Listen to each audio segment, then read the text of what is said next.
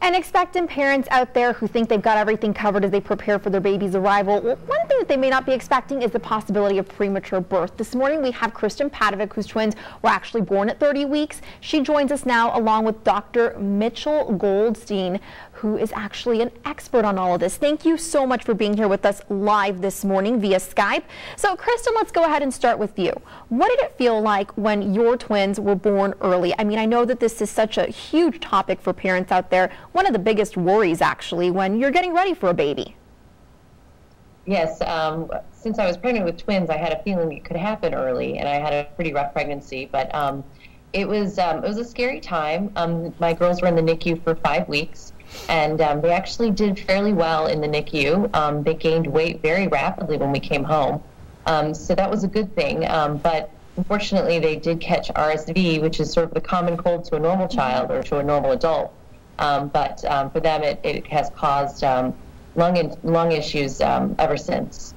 And Dr. Mitchell, how can parents out there take precautions? Can they take precautions against premature births, or is there something that they need to do during their pregnancy in order to avoid this? Well, one of the best things that they can do is have good physician follow-up. It is very important that they see their doctor regularly, but oftentimes this is not something that they can necessarily prevent.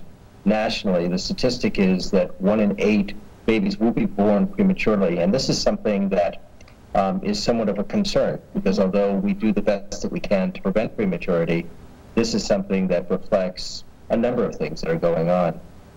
Once the baby is born, it's very important that the parents understand that prematurity is something that indicates not just something that happens, but something that is going to be important in terms of managing physician follow-up during that first year of life.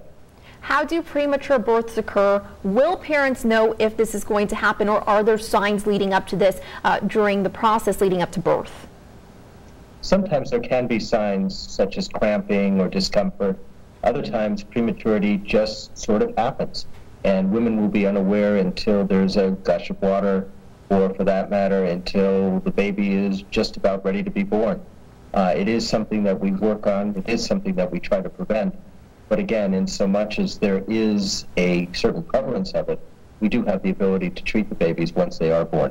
On our show, we love to speak directly to mothers out there. So many women out there, expecting maybe their first child, second child, even third child. Kristen, tell our viewers, what does it feel like? Why is it so important to be aware of premature births? And what did it feel like for you? Why is it important to spread the awareness for the cause? I think it's very important because our journey as premature parents or parents of preemies is a little different than a full-term child. There's a lot more risks out there that we face. Both being in the NICU is a different journey, and then coming home, those first few years, we have to keep our kids protected from infections, and we have to really do a lot of research in order to keep our kids as healthy as possible and give them the best chance. So I think it's extremely important that parents of preemies understand how to get that sort of help for their kids. Great. Well, thank you both so much for being here with us this morning. And again, if you want to catch this interview, you can head to valleycentral.com. We'll be right back in just a moment.